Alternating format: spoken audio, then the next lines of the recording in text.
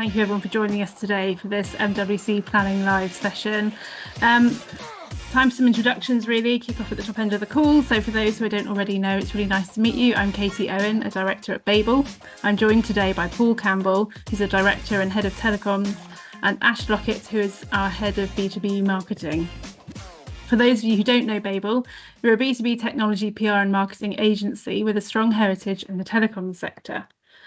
And just as a bit of a brief overview of our speakers today, so Paul has been working in telecoms PR for the past 12 years, during which time he's run many highly successful MWC programs for a broad range of companies. In fact, he's walked the floor of the Grand Fira since he started out in PR and knows it like the back of his hand. Today, he specialises in helping brands cut through the noise at MWC. Ash is also no stranger to the event. He's managed Oppo Smartphone's presence at the show, as well as supporting other telco clients to stand out from the crowd.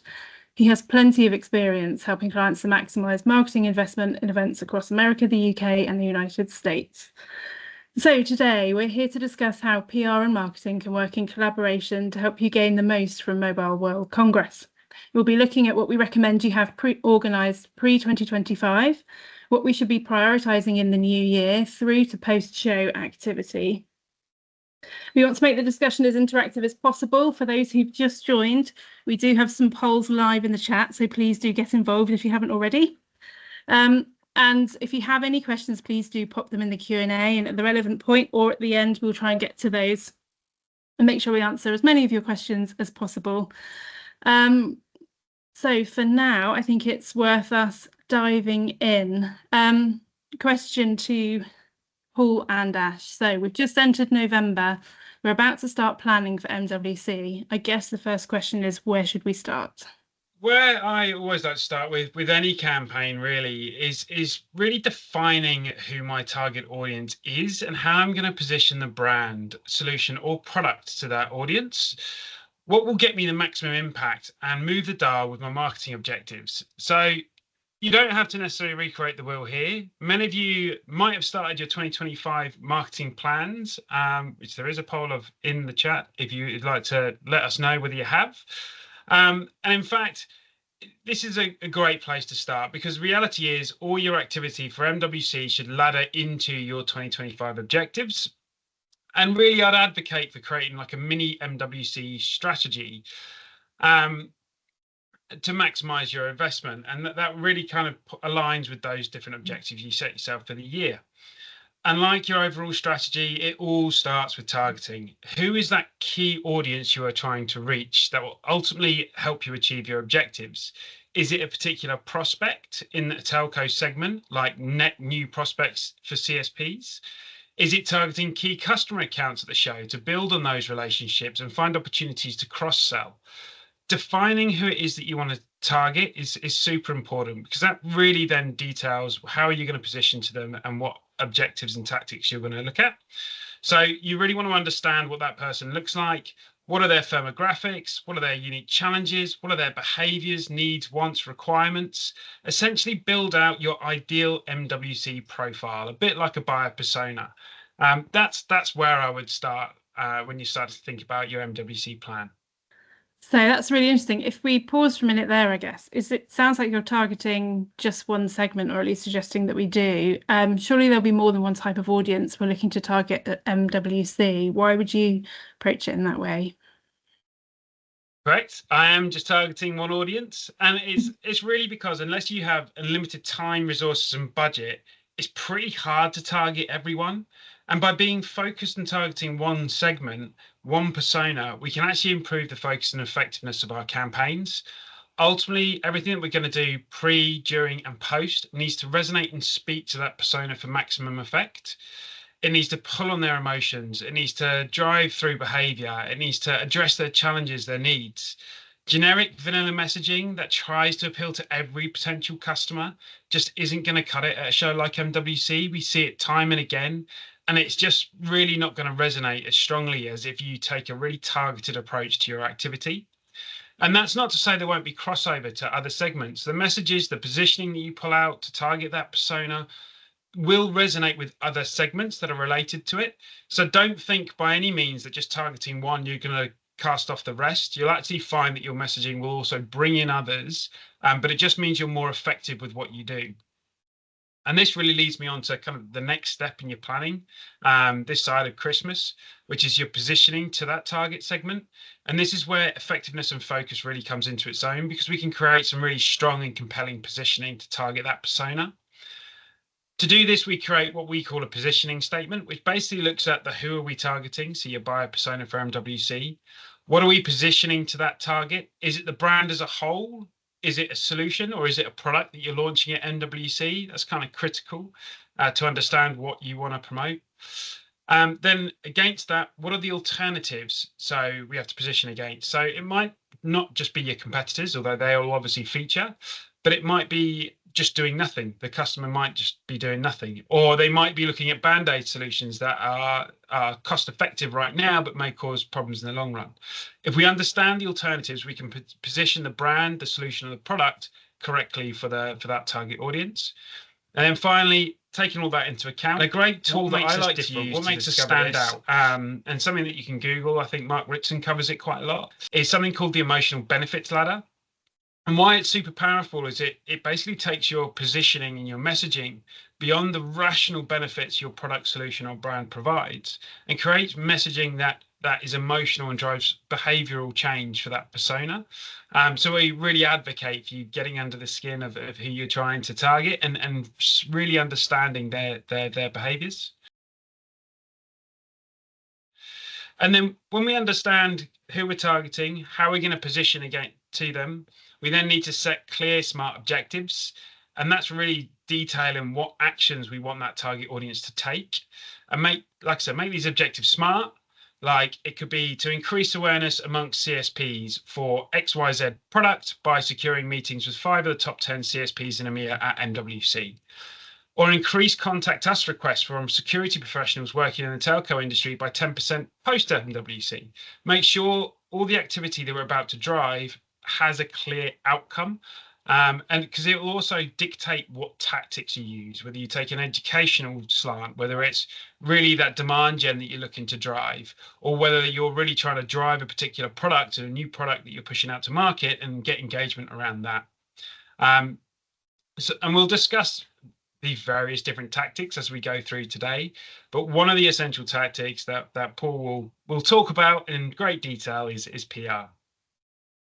Yeah, absolutely. It's a lot of work that goes in up front if you do it that way. So how would you recommend people going about aligning your marketing messaging and objectives to your PR program? On for Paul.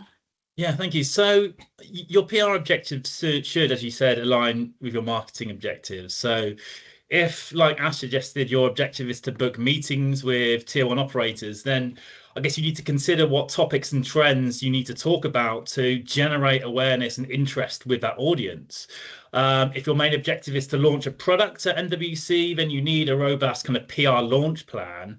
But you also need to consider how you allude to the capabilities of that product in the development of thought leadership content. So that actually brings me on to the topic and around the importance of thought leadership messaging, which you must develop for MWC alongside your company messaging. So any PR program, particularly for an event like MWC, is limited if you're only developing messaging about your company and your products and your services. The primary vehicle for a successful PR campaign is strong thought leadership. And that means creating messaging that addresses industry challenges and how they can be overcome, as well as new opportunities in the sector and how they can be exploited. So this messaging should ideally align with some of the big kind of relevant technology trends in the industry at the moment, whether it's, 5G standalone or private networks, Open RAN or AI. There have to be topics that, ideally topics that are topical, but are very, very relevant to your business or underpin, a new service or offering that you're launching. So I guess by creating this thought leadership messaging, you're alluding to your company's capabilities. You're positioning yourself as an expert in the sector without being too on the nose and being too self-promotional. And what this does at the same time is it positions your company as a trustworthy brand, and it means that the journalists and analysts and the wider industry will start to listen to you because they won't consider you as a a sales piece for your company. So these thought leadership narratives are really important for also adding context to your marketing materials. So you can also kind of feed them into content like blogs and white papers and social media. So while that own content is naturally more salesy, your earned PR content will need to be more thought leadership driven, but those kind of messages will cross-pollinate and have central themes running through them. Thank you, Paul. Okay, so you've defined your target audience, positioning and messaging. For this session, let's say our objectives is to generate awareness and capture interest in our services post the event. What tactics would you look to use and where would you start? Well, I think if you have the time and resources, we would recommend creating a hero piece of content to drive your MWC awareness campaign. And in our experience, the best vehicle for that is actually probably a white paper. So this piece of content will help you align your marketing efforts and help your brand become associated with a kind of a core topic. And there can, of course, be a few themes that come out of that. But creating that kind of core piece of content on one topic in particular can really help you own it. And then it means you can layer your positioning to the challenges that your buyer persona faces, which Ash has mentioned before. So in order to create that kind of core asset, you could look at doing some industry research that explores a key trend related to your business. To do that, you could run, some cheap census consumer research, ISP research. Enterprise research is much more accessible and cost effective than ever before. If you don't have the budget for that, you could have a look at your own internal data that could inform that document, or at the very least, some really strong opinions on that topic, perhaps backed up with some case studies. So I guess once you've got that data or the narrative, you can use it to inform that white paper that I mentioned, which provides a really great kind of multi-purpose marketing, sales, and PR tool. So it's something physical that you can have at the show. The white paper content can be used for blogs and for social media, and you can even host it on an MWC landing page on your website as well. But crucially, from a PR standpoint, you can use the content from that white paper to drive media and analyst engagement as well. So if you've conducted research as part of that white paper, you can package that up into an announcement announcing the findings of that research. And then you can also use some of that longer form content for thought leadership. So really, that combined activity, that unified message that can run through that core piece of collateral, linking back to your website, and means that you're creating a consistent messaging across all of your channels. Okay, so you've got your hero piece of content to drive MWC awareness. What else do you need to get started on this side of Christmas, would you say, to help deliver results? I'll take this one. And really, I think this side of Christmas, it's all about the planning. If you're leveraging something like a hero piece of content, or you're creating campaigns to drive engagement, you really need to first think, where do you want that traffic to go, right? Well, you could have everyone land on your standard website. I would argue that there's a benefit of creating an MWC landing page or microsite, for want of a better word. And this is really good in regards to measurement and creating good SEO links and things like that. It can house all your MWC related content that's talking directly to that target persona that we've defined up front. It could house the things like your hero content, your blogs, relevant product information, case studies, anything like that. One thing I will say, though, is it doesn't necessarily need to be MWC branded. You can instead tie it into one of those key themes and messages and topics that you've determined are going to resonate with the target audience and with the media, and that'll just give the page that additional piece of longevity beyond the conference and enable you to build it out further if it's a really successful campaign. Then once you've decided where the traffic's going to go, you now need to start thinking about the cadence of content. When do you want that hero piece to go live? What blogs, social posts, and case studies do you want to go out, and when and how often? Will you launch some brand advertising in key telco publications prior to the show to drum up that additional brand awareness? These are all things to start mapping out and creating a bit of a calendar of when you expect these things to drop. It's not necessary to say you can write them all today, but you need to have a steady stream of content that builds those memory structures with your target audience, that's tied to your positioning, your messaging, and your key themes for the show, that highlights your differentiating factors, so that when your target thinks Open RAN, for example, they think of your brand because you've been there, you've been in their feed, you've constantly delivered messaging through coverage, or you've constantly delivered meaningful content that matters to them on your website. It's also a good time prior to 2025 to start testing some of that messaging. You've got a bit of freedom right now to see what's going to land well in market. A couple of ways in which you can do this. You could buy some of those key terms and those topics and those thought leadership angles that you're thinking of and see how much traffic is driven to your website based off the back of those terms. Or you could A/B test some of that messaging via social ads and boosted posts to see what's resonating, what's engaging that target audience. And that enables you the opportunity to start refining that messaging and that positioning to really resonate with who you're going after. And if you start early, it's going to give you bigger reach and a greater chance of being remembered because you're going to be seen more, right? And if we listen to your Byron Sharps, your Les Bennett and Peter Fields, it's all about creating that consistent messaging that has strong reach across your targeted audience. And what's key here is to leverage distinctive assets, because if you create something that's bland and vanilla and you can't tell which brand it's from and where, you're not going to be remembered. So think about your brand colors, think about how you can create a distinctive style that aligns to MWC, that aligns to your target persona, that's really going to make everything that you produce stand out. So develop that kind of template and give yourself those consistent visual structures from Christmas all the way to the show. So really, right now, it's all about getting your ducks in a row. It's about understanding what themes positioning you're going to own, who you're going to target, where's that traffic going to go, what's the cadence of content you're going to deliver, and what's going to make it visually stand out. And the key thing is to be consistent. By the time you're bored of saying that same message time and again, it's probably only just cutting through with your audience. So just make sure that you keep that consistency going in the content that you deliver and you create, and map it out. Thank you, Ash. I guess probably lots of people on the call will be thinking, what about the announcements? Obviously a huge part of any MWC plan. Where do you say they fit in the new year plan in terms of preparations? One for you, Paul. Yeah, so you probably won't be writing your press releases in November or maybe even December, but you're likely going to want to gain a really clear understanding of what releases are likely to drop in the new year and around that Mobile World Congress period. So I guess, speak to product teams to understand your product roadmaps. Are you able to launch anything new around Mobile World Congress, and ideally not version 4.0 of the same software product. And also incentivize sales teams to get new customer wins over the line around the time of Mobile World Congress, or certainly in the new year.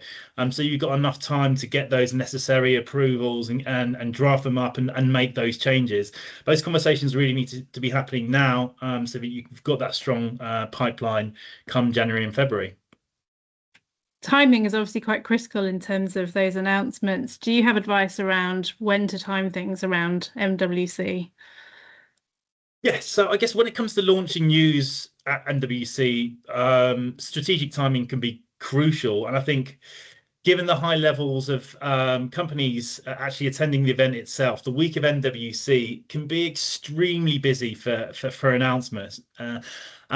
Journalists and analysts are kind of inundated with information during that week. They're walking the show floors, they're meeting with companies. It is really kind of an overwhelming amount of information that they're reading and seeing. So I think, the advice we actually provide to many companies is that we would recommend you consider putting your announcements actually out a few weeks prior to Mobile World Congress, allowing your journalists and analysts to kind of read that news, come back to you with questions and have a bit more time to kind of write up articles. And you actually might find that you're able to secure a briefing or several briefings at the show as a result of that tactic, if those people you're targeting are interested in the announcement. I mean, also bear in mind as well that journalists are much more receptive to announcements and pitches with PR people and companies that they're familiar with. So make sure you're engaging with these journalists in the run up to the show and providing them with thought leadership and other content. And you're not just waiting till, you know, a week or two before MWC to kind of pop up and provide them with news. You need to be kind of sowing that seed early on, building those relationships now, so that when those big announcements are coming out around the time of MWC, they are going to have the most impact. That's great. So I guess imagine that you've got your content mapped out, you've got at least some idea of when you want to have those announcements. Should people consider booking MWC meetings before Christmas, do you think? Media, I'd say no, but analysts definitely yes, actually. So, you know, that's kind of leads me to segue into talking a bit about analyst relations. So when you look through the list of media and analysts that the GSMA shared for the 2024 event, for this year's event, it is quite clearly easy to see that there are a lot more analysts that attend the show than journalists. So unsurprisingly, the powerhouses of the telecoms industry analysts, like, you know, your Omdia will send, I think they said over 20 people to the show this year. IDC and Analysis Mason had over 10. Then you've got other analyst houses like Enders, Counterpoint, SDL, all had more than 5 analysts. And that's in comparison to some of the, you know, the biggest and most well-known telecoms publications that may send 2 or 3 analysts at best. So it is really important for any company to conduct an analyst relations program at MWC. And as most people here will know, they play a really key role in shaping industry perceptions. They will influence a lot of major operators and vendors' kind of buying decisions during the show. You can bounce ideas off them. And they're also actually used by the media quite a lot to help them understand the key companies in the sector and get quotes and things like that. So it's really important not just to focus too much on media, but also make analyst relations a key part of your MWC program. And you may think that, you know, a lot of analysts are only really there to meet with the big operators and the equipment manufacturers, but actually that's not true. We did an analyst webinar this time last year and spoke to a couple of analysts, including Peter Yarrick at GSMA Intelligence and Matthew Bloxham at Bloomberg Intelligence. And both of them kind of really highlighted that they are also going to the show, not just to meet the big companies, but also seeing what's happening in the periphery of the industry and trying to join the dots. And, you know, Peter said that while he does meet with the established companies, he blocks out a considerable amount of time at the show to meet with smaller companies as well. So never think you're too small to justify their time. And I guess going back to timing of when you should start to engage with these analysts. Both Peter and Matthew Bloxham, when we spoke to them at the end of November last year, said they were already starting to book in meetings at the show. And we know other analysts that are doing a similar thing. So it's never too early to start kind of sending some initial kind of pitches to these analysts, starting to engage with them and building those relationships. Certainly not all of them will be booking things in pre-Christmas, but you want to be kind of top of mind when they do. And you probably will find that you will be able to start in booking a few meetings now. And talking about being top of mind for analysts, a cheeky tactic that I've often used to engage with them and book in some meetings is checking out their LinkedIn profile, seeing if they've got any recent posts that are relevant to your particular topics and themes that you're looking to discuss, and resharing, reposting those with your own valued opinion. Like, make sure that you've got an opinion to add to that story. Not only does that enable you to leverage their network and be seen by more people that follow them, but it also is likely to be seen by the analyst itself. And if it's a good opinion, they're likely to set up and notice you, and that might just spark enough interest for them to set up that meeting for MWC. So don't be afraid to try and influence them across different channels, but definitely kind of promoting their work and promoting what they're doing and adding your opinion is one way in which you can improve your chances of potentially setting up a meeting. And yeah, we've had an interesting question in the chat I'd just like to pose to you both. So the question is, can we use MWC to reach non-telco, potentially enterprise networking buyers? again, are there other audiences, I guess, beyond straight telco it's worth people considering on trying to reach at the show? So question for both of you, really. I guess I can jump in from my experience from going to the show the past few years, that it is growing massively in terms of its remit, and the fact it's called Mobile World Congress is actually slightly misleading, because you do also have a lot of companies from the fixed side of telecoms that attend, and then you have a broad range of business that are kind of involved in the mobile ecosystem, but not core to networks. They may be technology companies selling hardware, or other businesses that are kind of loosely involved with the telco sector. So in answer to your question, there is a huge kind of variety of different companies at the show. It's not all kind of mobile infrastructure providers, operators, handset providers. We're seeing an increasing amount of companies, and one of the big themes for the show this year is, of course, AI. So you've got companies from across various industries that have a role in AI attending. You've got the hyperscalers now going force. So there is a really kind of a broad remit of enterprises to target as well. What I would say, though, and just to stop and pause and think about it for a minute, like it's still a telco orientated event, right? So if you're looking to reach non-telco enterprise buyers, just consider whether it's worth the investment. It's not a cheap show to necessarily attend, sponsor, and exhibit. So just think, will the ROI marry up? Like, you will be able to get different people, as Paul said, there's loads of people from across the industry attending the show, from service providers to people that help and support the network. So there's definitely opportunities to create meetings at the event. But is it the right show? Is it the right investment? Would you be better off doubling down on a more specific event for you, that's targeting your particular buyer, that's going to meet your marketing objectives 2025, and spending that money that you would spend at MWC there instead, and actually maximizing that investment rather than going to this show and potentially spreading your marketing dollars too thin and not having the impact that you want? It really depends on what you're looking to achieve and your objectives there. But I would just say be mindful and be choiceful in regards to where you're spending those dollars. We don't have an unlimited budget. I wish we did, and that's why we've got to make intentional choices on what we're going to do and the activity we're going to drive. Interesting question. Yeah, thank you. If we step into the next phase of things, so we've obviously discussed analysts, really great opportunity pre-Christmas. It's a note inviting journalists that early. I guess, when is the best time, probably Paul, in your opinion, to start engaging with them to book meetings for the show? Yeah, so actually, in our experience, there aren't that many journalists that will really be booking meetings before the new year, like you said. In fact, fewer journalists are actually booking meetings in January, but it is really important to start getting in front of them from January onwards, from now onwards, really. And that means kind of maintaining regular contact with those kind of top tier targets and outlets, so that you're top of mind for when they're ready to schedule.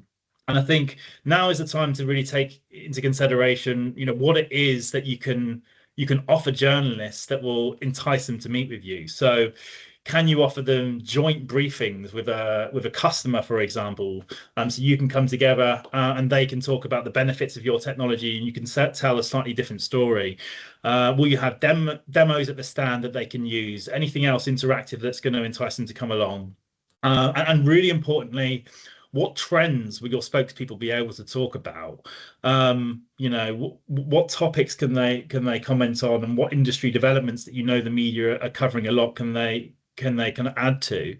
Part of that consideration is as well is who you can offer the briefings. Will your CEO be there for briefings? And can you offer them to the media, or can you offer other C-suite spokespeople to analysts? And what makes them particularly interesting as well. I think finally, just this side of Christmas, I think it's also really important to organise a tool to schedule briefings with media and analysts alongside many of the other meetings that I'm sure your spokespeople will have. So, set that expectation with your spokespeople that briefings with media and analysts should be considered a priority, and actually having to reschedule meetings will likely mean that you could lose an opportunity to speak with a journalist or an analyst, as their availability is so tight and just gets squeezed the closer you get to the show. So make sure you've got that tool to schedule things efficiently, and make sure that your spokespeople understand that they can't move things around once they've been booked in. Absolutely. A question to both of you then: is there anything else you think people need to be thinking about before the new year? I think we need to address the elephant in the room, and something that we haven't potentially discussed, particularly for sponsors, is what's your stand going to look like? What are you exhibiting at the show? And again, like everything else from a marketing perspective, it needs to drive consistency. You need to have consistent branding, positioning, and messaging across that stand. And everything just needs to be applied to it. And this enables you to start really kind of driving your messaging into the only search engine that really matters, and that's the minds of your target audience, right? You need something that's visually going to stick in their mind, so that when they see you at the show, it will be a light bulb moment. So plan your stand early, plan the designs, think about how you're going to stand out. It's a fairly crowded space. I think there's 9 halls in total, 1,500 exhibitors. It's crowded. So think about the different colors that you potentially use, the text and the messaging, and where you're going to place it. Is it going to be at the top of the stand? Are you going to have signposting anywhere in the stand to help point out to those key positioning statements? Are you going to use customer case study videos or digital demos to provide that visual interactive element on your stand? So that when people walk past you, they actually see you and see what you stand for. And keep it consistent with the messaging and the positioning that we've detailed up front. So make sure it really resonates with your target buyer. And it doesn't just stop with design. Think about all the things that are going to go on your stand, right? All that paraphernalia. I think there was one, I think we did this about 12 years ago for one of the brands we were working with. We put an ice cream truck next to the stand. Now, we actually had a queue that went around the whole stand, which was great, right? Because that meant people had to pay attention because they were standing next to the stand. It takes 2.5 seconds for the long-term memory to start kicking in, and they're standing there for a good 10 minutes. So they're going to read and see your messaging, and it's going to stick with them. So think about the different kind of things that you could have on your stand. If you're, for example, talking about speeds at the show and how fast your solution is, think about whether there's a racing game or something that you can use to showcase that and highlight that and create that connection. There's also kind of guerrilla tactics you can employ. I'm not going to lift the lid on too many of those, but you can think about how you can place certain things around the stand, the show, to drive people towards your stand, and use clever signposting techniques to drive traffic. Additionally, we've discussed planning all this kind of loads of content prior to the show, all these different blog posts, the case studies, the hero content. Think about how you're going to use that in the stand. In addition to the coverage, right, you could collect a load of the magazine coverage that you've got, have that on the stand to provide social proof. The best thing about obviously launching all the content early before MWC launches, you'll be able to actually measure what's having an impact and what's driving the most engagement, the most views, the most click-through rates. And be sure to include that on your stand, because not everyone at MWC is going to have seen that content, so utilize it again. I am a firm believer of create once, use many times. So make sure that you're leveraging that content in both digital and written format and have that printed and available, because it's great educational material for people that come by your stand. Thank you, Ash. Lots of great advice in there. So it feels like there's an awful lot to do, but that we've got a plan sorted up until the new year. I guess the main question then is, when things kick into gear in January, what are the first things you think people need to think about? Yeah, I can jump in here. So I guess in January is a really good time to review the messaging you developed in November and December. Does it need to be tweaked in line with new trends emerging in Q1, or any kind of big industry news or kind of, I guess, political developments? And does that mean you need to update your messaging or tweak it slightly? I guess you really want to try and keep that core messaging the same, like Ash said, but it's just a case of whether you can add any kind of additional detail or context to make it more relevant. And then really, January is the time to really start ramping up visibility through thought leadership engagement. And we talked about the importance of creating thought leadership, in the coming months in the ramp up to New Year. And this is where you've really got to put it to work. January is a time when you could think about maybe launching that hero piece of content, that white paper, and all the subsequent different pieces of content that come from that. Thinking about how you can pitch that to media for opportunities like contributed articles or Q&As, or how you can use that commentary and features that they're writing. You really want to become the industry's leading voice on that topic you want to drive at MWC, and be that go-to company in the sector for that issue, and also make your spokespeople and executives the leading providers of insight around those topics. So awareness during, I'd say, January and February is probably more important than the amount of coverage you're going to get during the show, because by then it's a bit too late. You want customers queuing up to meet you at the show. You want prospects doing the same thing. So you need to drive up visibility now. So keep an eye on industry developments as well, and be the first to respond to relevant breaking news with commentary or insights from your leadership team. We call that news hijacking. It's a really successful tool for helping to position your brand as like an agile and insightful kind of industry commentator. It can very rapidly help to increase your visibility in those top tier media channels, and also make journalists familiar with your brand and your messaging in the run up to the show, because that's really important. The activation and the conversations you have with journalists, in the run up to MWC is likely to kind of dictate how interested they're going to be to meet with you at the show.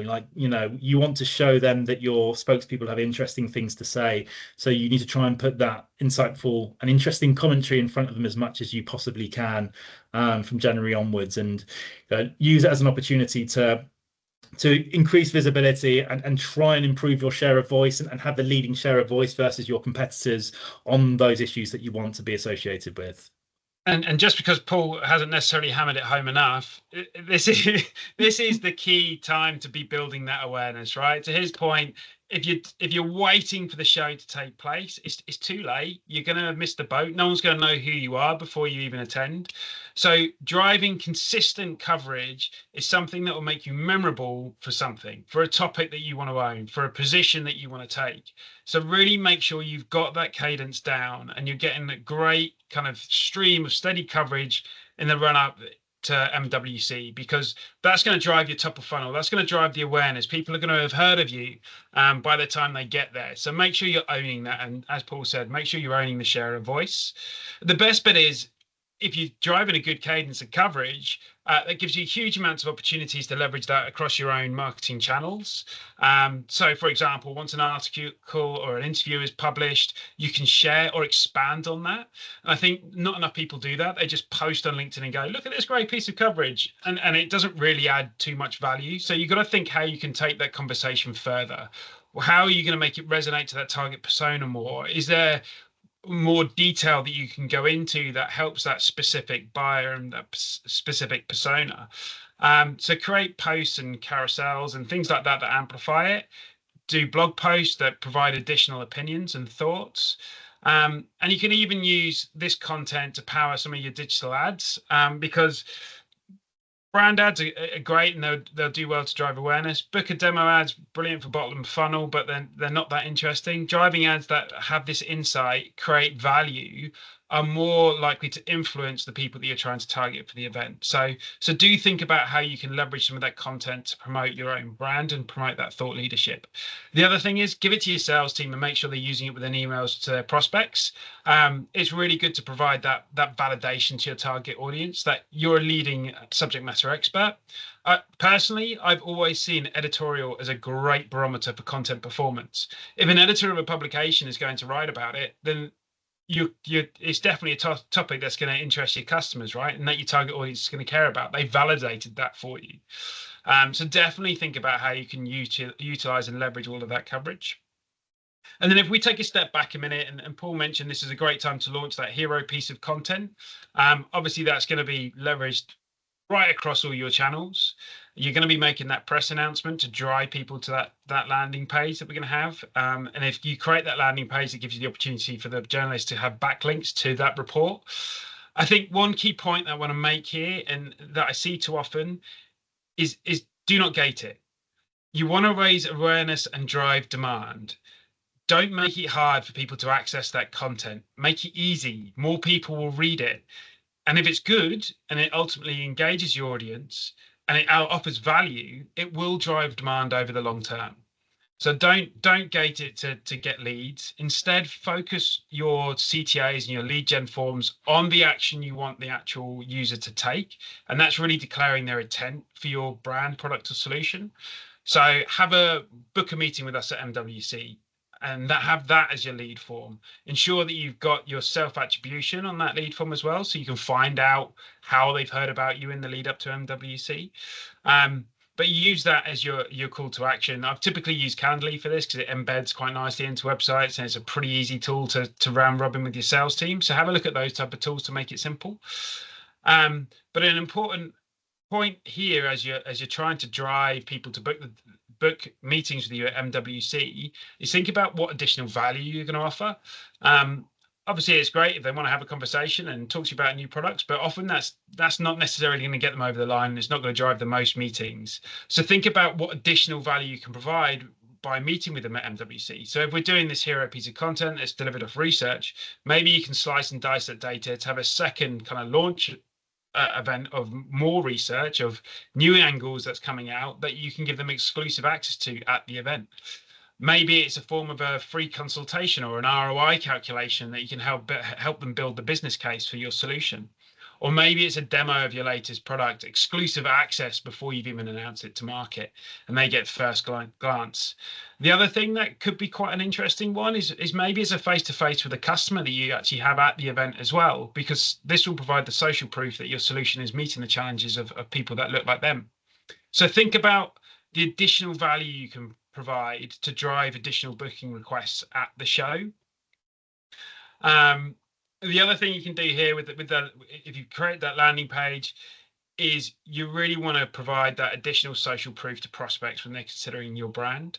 So January and February is a great time to start launching those case studies and delivering a really, really good cadence and a strong cadence of people that are using your products and solutions.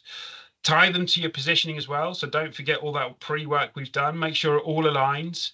You're speaking to your target persona of those customers. So you're bringing that to life and you're creating relevant materials.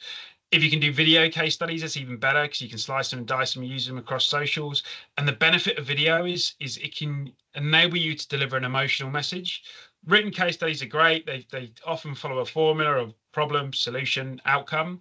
Video gives you the opportunity to go beyond that and provide that emotional layer. So talking about how it's made my job easier, or it's stopped me having a headache of speaking to loads of suppliers because I've only had to deal with one. It gives you that opportunity for them to voice the true motivation behind buying your brand. So think about doing that. And all of this activity, it should be driving traffic back through your funnel, back to the landing page, to that key CTA of booking a meeting with you at the show, and basically filling up the sales team's time at the show. So that's really the one objective of this landing page. Don't gate content, don't create different lead forms, create the one call to action. That means that you're funneling people to take and declare their intent for your brand. And as I said right at the upfront when I was saying, build a consistent visual asset and a template to put all this content through. That's really important here. Keep everything branded, keep everything distinctive, make sure that you are memorable, because it is this period of time where you're going to generate the interest from other people, from the PR coverage that you're launching, from the informative content that you've got, that will create those memory structures for people to remember who you are when they come to the show. Thank you, Ash. So there's a lot in there, plenty of tactics to help you book in meetings with the sales team. But Paul, you mentioned that January or the new year is a really good time to also start thinking about booking in those media briefings. What do you think that should look like? Yeah, absolutely. You really need to be engaging with media throughout January and February to drive those meetings. So that really means kind of bringing to life those plans you made prior to Christmas, offering briefings of your key spokespeople, highlighting what they can discuss and how it relates to major industry developments, and highlighting those demos and other exciting things at the stand. I think you also need to need to try and avoid sending and pitching journalists with exactly the same pitch, and try and tailor your outreach based on that journalist's recent articles or things that you specifically know are of interest to them, to get their attention and to stand out. Now, another thing you should consider, similar to the tactic I mentioned before around announcements, is also planning virtual pre and post-show briefings. So, as I mentioned before, thousands of companies trying to vie for the time of a small pool of journalists, and it is really hard to secure their time. So you should consider scheduling virtual meetings, in those weeks running up to MWC. It gives journalists a bit more time to do a bit of a more in-depth dive into your company, and to write their articles, and maybe do a bit more in-depth research. And we hear that time and time again from the media and analysts that we speak to. They are very, very open to those kind of briefings the couple of weeks before the show, and also a few weeks after as well, where they always tell us there is a bit of a lull of news because everyone's gone out with things either during Mobile World Congress or before Mobile World Congress. I think another important tactic actually when it comes to media engagement is thinking outside of those media that you regularly engage with, because there is such a broad pool of media that attend MWC. So ensure that your media outreach efforts are coordinated with some of the geographic areas that you are working in. Of course, a lot of the media and analysts are based in the UK and Europe and US. But you will find that there are media from a range of different markets, from France, Germany, other emerging telecoms regions, that you should send tailored pitches to maximize your relevance to those journalists.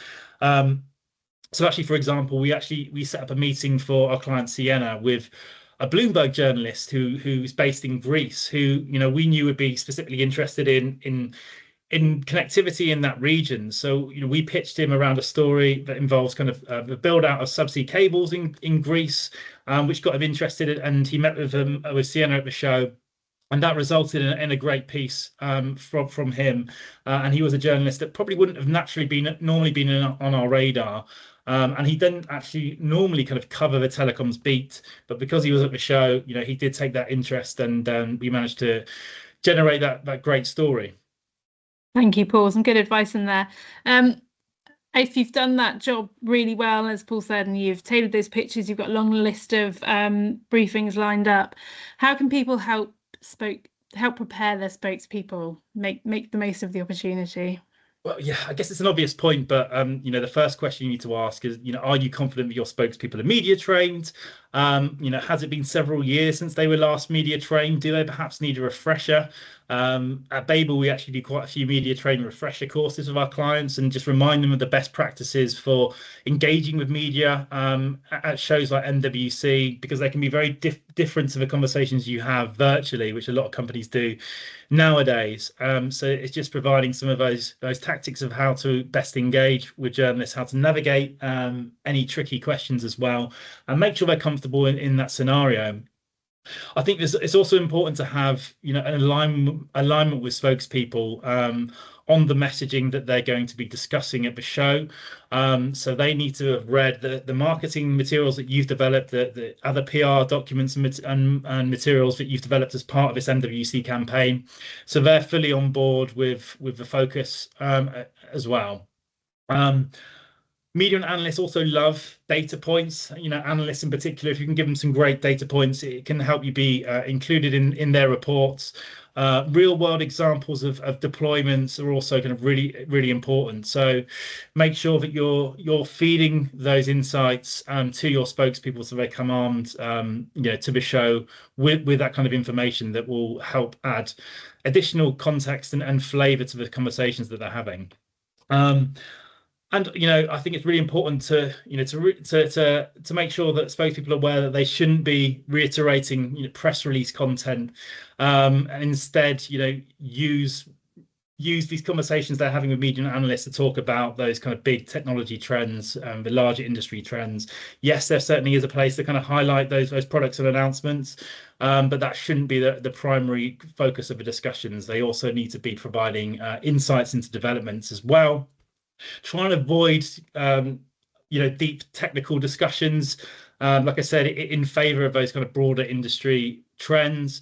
Make sure your spokespeople understand that these two-way discussions, and certainly avoid relying on any presentations, as these conversations are generally kind of less memorable, and they do kind of give that kind of suggestion that they are a bit of a cut and paste conversation, really. So you want all those conversations to be tailored.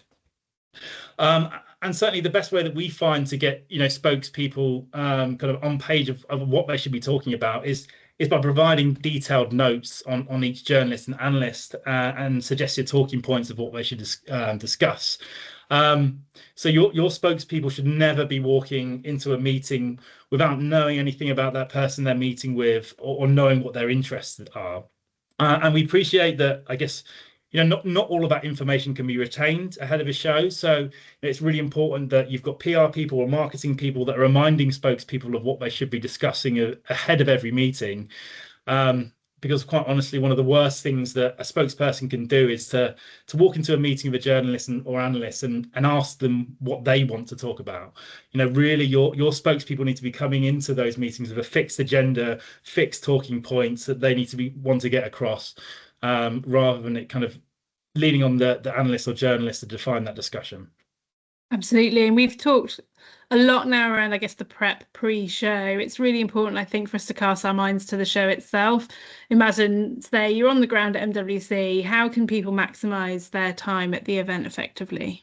So I'm going to keep this short and sweet, and just run through some tactics that I think you could consider for the show, because as we've kind of demonstrated through all of this, and most of the discussions all been in the pre and the planning and getting the content out there beforehand, the show is really where it all comes to life anyway. And you should have delivered a lot of the stuff that makes the show a success before you're even there.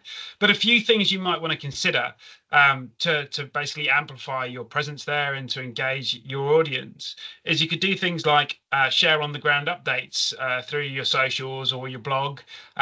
Obviously, you've got loads of people that might be attending your stand. It's a cool opportunity to be able to interview them and capture their thoughts and insights and become that educator, and leverage the opportunities that you have there to create this unique content and also to showcase your presence at the event. And on that kind of theming and trend, obviously all your partners, your integrators, your customers are all also going to be at the show in one place at one time. If you can iron out some space in your agenda to maybe do some live sessions, like or record some podcasts or vodcasts, I think that's a really good opportunity. You could even have a live panel discussion at your stand. Maybe you might want to plan for that and have customers and partners talk on your stand and enable you to drive traffic there. I think one thing you need to do as well is make sure that people know where your stand is. So signpost across all your social channels where people can find you, leveraging the hashtags and things like that so that people know where you are. Again, using your distinctive assets. Another little trick that you could do for the show, obviously they're going to hear about a load of topics and themes that are going to interest them. If there's ones that particularly relate to your brand and the position that we've developed, buy those terms. And unfortunately, you're going to have to spend because they're going to be popular at that time, but buy them because you'll obviously appear high up in the rankings. I mean, your content from your landing page should do quite well in regards to SEO and making sure that you're providing valuable content towards those terms. But buying them obviously means you're first up the ranks, and there's a good opportunity to capture that traffic and that interest and position yourself ahead of the pack. So that's just a few things I'll probably consider doing at the show, and maximising your time there. Thank you, Ash. I think, there's plenty that we can cover off. I think given timing, it's also worth us having a little think about sort of post-event follow-up. Obviously, a huge amount of time, effort and money has gone into the show itself. Let's imagine you've wrapped up and you've landed back at home. So is that it? Or do you think actually now you've finished MWC, there are other things people can do to continue or build on the momentum that's been created at the event? Paul, potentially one for you. Yeah, so post-show is the perfect time to gather all of that feedback from those media and analyst briefings and use that to inform your future kind of PR and marketing content. So take those learnings, like consider which topics journalists and analysts particularly lean towards during those discussions and found particularly interesting or had a lot of questions about, and think about how you can evolve those and build them out to continue driving engagement over the next quarter. Because quite honestly, the last thing you want to do is have this, fantastic, high visibility campaign, during the Mobile World Congress period or in Q1, and then kind of drop off a cliff. You need to maintain that momentum, maintain that visibility in the market, and you will find from all those conversations you've had that there is a lot of learnings that you can use to drive that engagement and maintain that momentum. Again, through thought leadership, being that primary vehicle if you don't have any announcements in the following quarter. If, for example, a lot of them were announced during the show, I'm sure there are a lot of things that you can take away from the event that you can use to drive that. Of course, it's really important that you do follow up with all the media and analysts that you met with at the show, making sure they've got everything they need, they've got the additional materials, they've got that core collateral that we mentioned before, case studies and other things to help with that understanding of your business and also help in converting those discussions into coverage. So a few bits there. I think from a marketing perspective, there's obviously quite a few things you can do post-show, but I'll just cover off the top line things due to time. Email campaigns are obviously key. You've obviously just captured a load of attendees' email addresses as they've come to your stand. We've obviously developed a load of great content beforehand.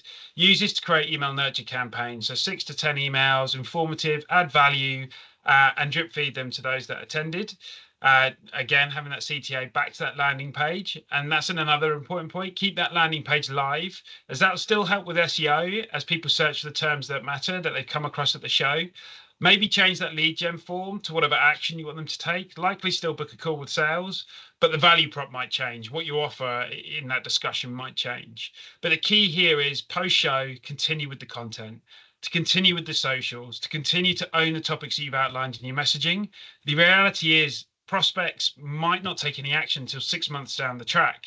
So you've got to keep showing up. You've got to keep building those memory structures. You've got to keep being in their feed. And 6 to 8 months later, you'll be starting all this over again. So it's an evolution as you go down the MWC track.